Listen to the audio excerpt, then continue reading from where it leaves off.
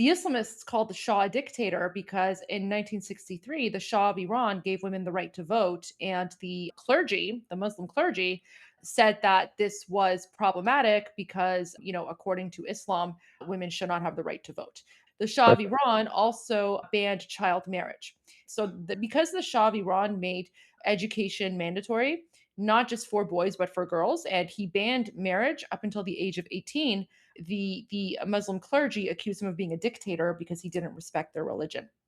With respect to communism, communism was banned because during the 1960s, 50s, 60s, and 70s, Iran bordered the Soviet Union. And so Iran was in a Cold War situation. And many of those communist political groups that were present in Iran were being funded and trained by Moscow. So the Shah of Iran, rightfully so, banned communism. And he was well ahead of his time because I believe, just like last year, Czech Republic, which is, a parliamentary democracy, they recently banned communism as well as a dangerous ideology. So unfortunately, history belongs to the victors. And so when the Muslims, like when the Islamists and the communists were successful in overtaking Iran, that's when, all this historical revisionism started. But I would highly encourage you to go watch that documentary, the Children of Cyrus the Great.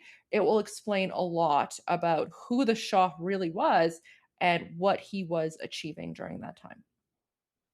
Thank you very much. That's actually really helpful. It was a pleasure meeting No, you too. so Also, I yeah, love your song. thank you, I MT. love your song, but I just want to say that part where you have me pointing, honestly, I look like an ogre. That's like the ogre Lord of the Ring versions of me because like my face is so weird, but I love it. Thank you for the song. It's fantastic. It's one of the hit It- songs in our intro. So really appreciate that. Thank you Thank you, so much. MT. Thank you, guys. Thank you. All right, guys, and yeah, and thank you so much for that song. Okay, next we have Iron Shogun. Hello there. Hold on. Can you guys hear me now? All right. Yes, yes, and try to keep your questions like get to the point. Okay, thank you. Yes. Yes. So very quickly, I just want to share a quick story, right? Because this is a very common, like, jihadi Islamist talking point.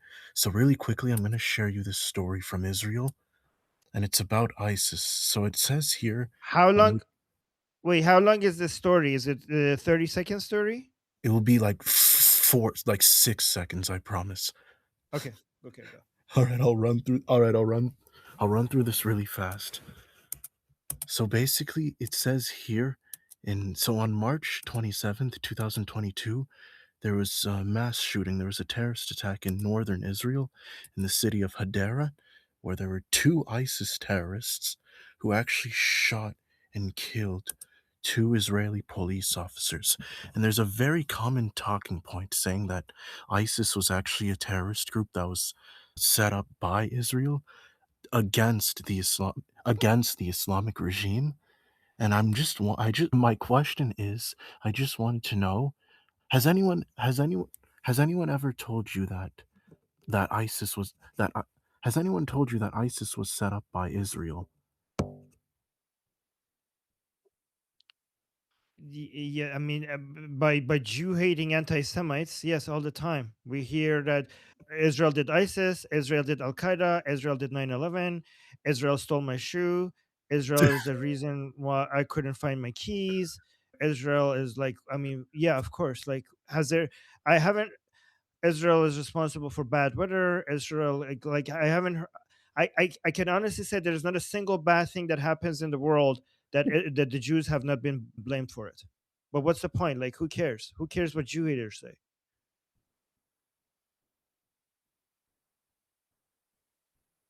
Yeah.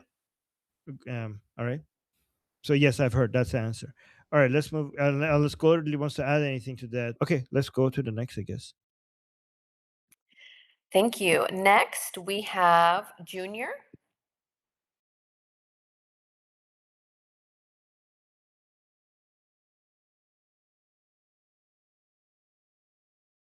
Junior. Let me allow audio. Allow audio. Okay, try again because you had your mic open. I had to disable your audio at some point, but now try again. Unmute yourself. Okay. Okay. 1, Junior 1, Junior 2. It's not working. Junior 3. Okay, let's move. Okay, next we have John Stewart.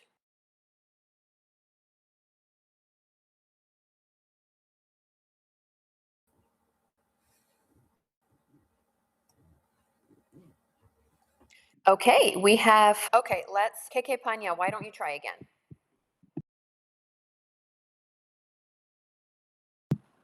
You'll have to unmute yourself on your end, but you should be allowed now. All right, just 1, 2. Let's just move on. Okay, Soraya.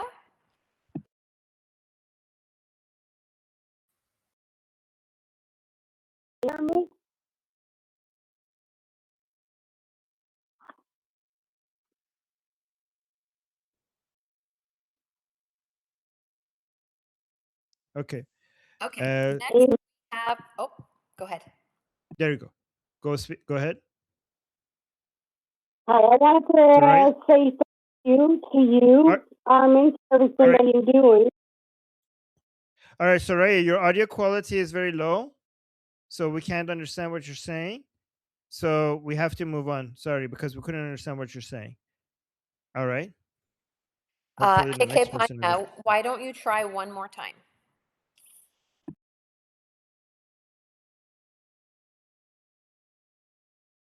All right. Let's move on then. Jeffrey. Hey, Goldie, Jeff. nice to see you. Great to have you here. As you know, the battle of the narratives is crucial regarding overall efforts to liberate Iran from the Mullah regime that's illegally occupied Iran since 1979. Indeed, you and Armin do such a good job of being combatant commanders in the battle of the narratives. Concurrently, the Mullah regime has ramped up its disinformation campaign to undermine perceptions of legitimacy of His Highness Prince Reza Pahlavi, within the broader goal of rolling national will regarding critical efforts like the moves to have His Highness Prince Reza Pahlavi officially recognized as the head of the transition government in exile. So, given the significance of the battle of the narratives, I have 3 quick questions. 1, what are the key common thematic elements you see being leveraged by the Mullah regime's soft power proxies? 2, how effective has been pre-bunking lines of disinformation, specifically the Red-Green Alliance's attempt at revisionistic history to morally flatten the Shah versus the Red-Black Alliance? And 3, what specific lines of effort can members of the broader diaspora that supports Iranian resistance play in anchoring the news cycle, as well as minimizing issue fatigue and amplifying Iranian resistance's inside Iran's message of their support for His Highness Prince Reza Pahlavi? Well, thank you so much for the questions. Let's go through them one by one. So could you please repeat the first question? Sure thing. So question number 1 is, what are the key and or common thematic elements you and or Armin have seen being leveraged by the Mullah regime's soft power proxy? So think chunky yogurt, think members of the Red Green Yeah. Alliance. So the key like things that they put out is, oh, the Shah, he's like an Israeli puppet or an American puppet. He has no legitimacy. No one supports him. That's already been completely disproven. And that narrative is long gone. And unfortunately, we Iranians, we had to disprove that narrative with the blood of our people. Over 90,000 Iranians have been murdered. And I think that's why in the Pierce Morgan, episode yesterday, Chunky Yogurt didn't even go after the Shah anymore. Whereas a month ago, he was trying to attack the Shah, accuse him of being an Israeli puppet or whatever. So yesterday, he didn't even mention King Reza Pahlavi because he knows that argument is done. So that's already done. And whatever narrative that the Islamic regime has tried to throw against the Shah of Iran has been destroyed. And one of the very good indications of that as well is I would refer you to the Munich conference with Christiane Amanpour and how she tried to attack the Shah of Iran. That didn't work. And then afterwards, when Senator Lindsey Graham came on, Senator Lindsey Graham, even though he was with a bunch of leftists and the leftists were talking, Senator Lindsey Graham was even like looking at them. So, like, the United States is already, and then on top of that, there was also Steve Witkoff, which I spoke about this in the live stream a few days ago. And I said the fact that Steve Witkoff is now coming out and saying that President Trump wanted him to confirm that the United States administration have met with King Reza Pahlavi, that in and of itself is indication that everyone already knows who the legitimate transitional leader is. So there is literally nothing that the Islamic regime or their supporters can say or do at this point to attack the legitimacy of the king. They will try, they will continue to try, but it's pointless at this point. So I'm going to move on to the third one. What specific lines of effort can members of the broader diaspora that supports Iranian resistance play in both anchoring the news cycle so we can minimize issue fatigue and, more importantly, to the point you mentioned, amplify Iranian resistance inside Iran's messages of their support for His Highness? I guess I call him King Reza Pahlavi now. I usually call him Prince, so I don't know if I should call him King or Prince. That's You fine. know, Some people call him prince, some people call him king. Totally I up to wouldn't you. want to be disrespectful. No, no, no. Prince is completely fine. Armin calls him the prince. I call him the king. That's, it's freedom of speech. We're very respectful. So I would say calling him the prince is perfectly fine. So to answer your question, the best way to support and amplify would be to make sure that you're following his accounts on X and Instagram, not just his main account, but also the comms account. And then, one of the best ways to support is to, share, retweet, repost everything that he posts, not just on his main account, but also the comms account, because the comms account has a lot of extra additional information. And then also, just writing to your elected officials and asking them to come out and support the legitimacy of the transitional government and declare that the Islamic regime is an illegitimate government as well. I don't know, Armin, if you have anything you'd like to add. That was just so perfect. I'm not going to add anything to it. I'm just going to allow more You're people just to saying that consume. because you're enjoying having a break here and you're making me talk all the time now. I see what's going I, on, Armin. if you want to take a break, I could No, just not handle at the all. No, rest. listen, I'm enjoying this. This is not Okay. tiresome for me. Like I could talk about Okay. Iran all day long. So I'm actually really Okay. enjoying. You know what? Maybe I'll just have to like take over your discussion group and I'll just claim it for myself. Who knows, right? I, Just I'm saying. pretty sure I'm pretty sure everybody loves that idea here. So I don't know. Please do. Okay. Okay. Yeah. Goldie, if you come more often next time, like we'll let you just sit there and relax, and we'll tell people only to ask her question when she says that she's available for questioning. Well, maybe what we Yeah. can do, Armin, because we're Mm. collaborating and everything, why don't we do like a little bit of a give or take? So why don't we figure out a time where maybe like on a Saturday or a Sunday, you don't do your discussion group because we just want to go through the news. And then in return, Okay. I'll have like a scheduled day, let's say like once a week, where I come and join the discussion group. How about that? Perfect. Teamwork. Amazing. Love that Teamwork. deal. Oh my God. All Yes. right, Okay. Fantastic. let's do that. Oh my God. That's the best deal ever. Okay. Oh my God. All right. Everyone is here is happy. Okay. Who's next? Okay, we have Cat Lady up next. Okay, can you hear me? Because I'm not sure. Okay, good. So first of all, Goldie, I love you, and I'm sure you hear that all the time that you have such a Jewish name.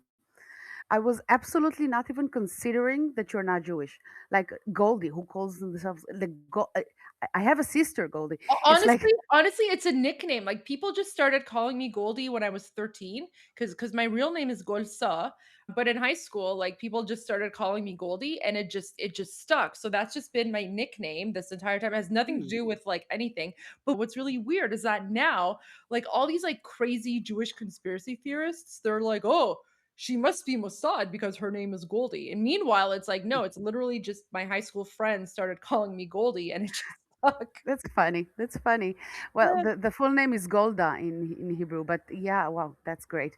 Does it have any meaning? I'm sorry for like this. Golsa? So Golsa means like a flower. Although I tell my parents they should have named me Kharsa because I'm more like a thorn in the side of the Islamic regime. I love it. I love it. And okay, my point was just when I started listening, I heard you talked about Gadi Taub, maybe talking about Persian nationalism. I want to make sure one point if I didn't understood. Is it Gadi Taub or Mike Duran, which is an American Christian? Who said it? I just want to know. By the way, for people who want to raise their hand, if you're new here, there's a smiley button at the bottom of your screen, and if you click on that, then you could just raise your by clicking on it, like raise your hand like this. That's how you get added to the list. Okay. And thank you, BT, for everything. By the way, this would not be possible without BT. So thank you. Next, we have a question from the chat. As a Pakistani, I'm interested to know, do you know the Shah of Iran, Reza Pahlavi, at one point proposed a joint currency agreement between Pakistan and Iran? When Iran is free, do you see any room for collaboration between a free Iran and Pakistan?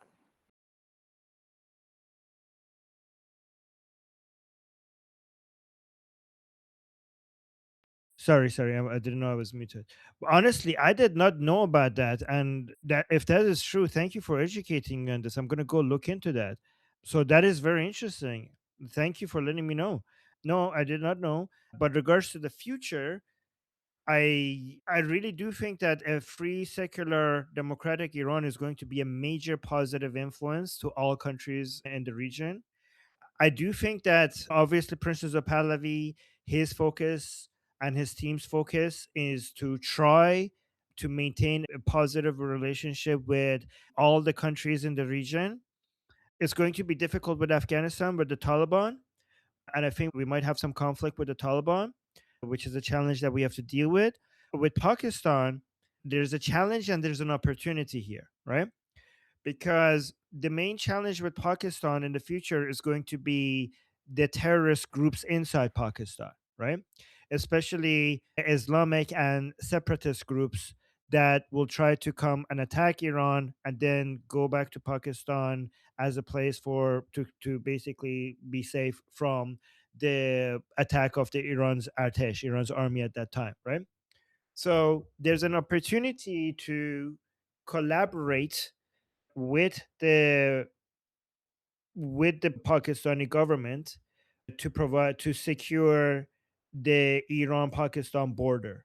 So, and there's a challenge because if the collaboration is not successful and the Iran might have the future Iranian government might be concerned regarding Pakistan's government not being able to do enough to maintain stability across the border of Pakistan and Iran, because Pakistan's government, like a lot of people say, Pakistan is moving closer and closer to a failed state, and there's so many different terrorist groups and separatist groups who are basically not being responded to by the army in Pakistan as much as they should be.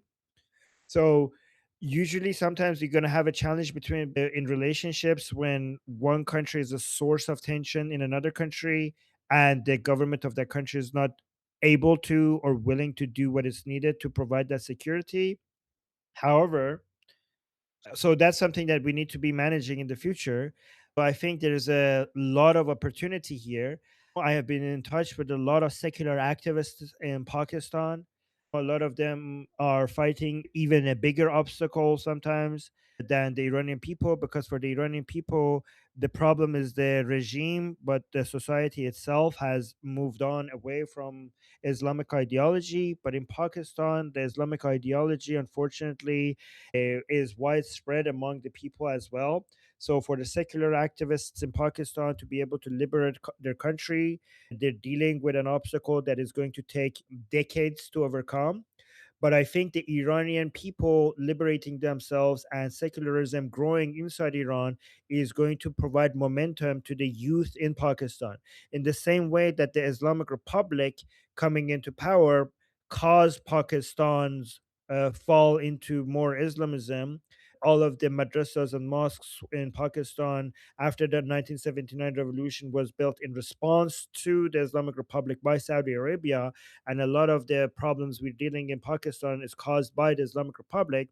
I think in the same way, Iran becoming a secular democracy will provide a lot of momentum and motivation and inspiration to the secular activists, and we are going to turn Iran into a base of operations for democracy. I mean, we the people, I'm not talking about the government, we the people are going to do a lot of activism when it comes to spreading democracy and secularism in the entire region. Again, this is not the government thing, this is the people. And I think that's going to have a huge positive influence on countries like Pakistan and eventually Afghanistan as well. We need to create those bridges. All right. Jeffrey, I saw the hand up. Are you looking to be on the list, or do you have something for now? Yeah, go ahead. So real quick, because you guys actually, this is important with regards to the insecurity flows that come out of Pakistan. As I posted in the chat, Pakistan has nuclear weapons and they have a lesser level of what's sometimes called stockpile stewardship or accountability. Keeping that in mind, because that brought up the WMD issue in mind. Goldie, you and Armin had a person that was on your show 2 or 3 days ago that had, presented unconfirmed reports that elements within the Mullah regime have plans to leverage their chemical and biological weapons of mass destruction as a last act, a final act of scorched earth against Iranian people during the last parts of their fall. And there's also unconfirmed reports regarding a small scale use of chemical weapons against Iranians and or the Mullah regime putting chemical and biological warheads on their missiles.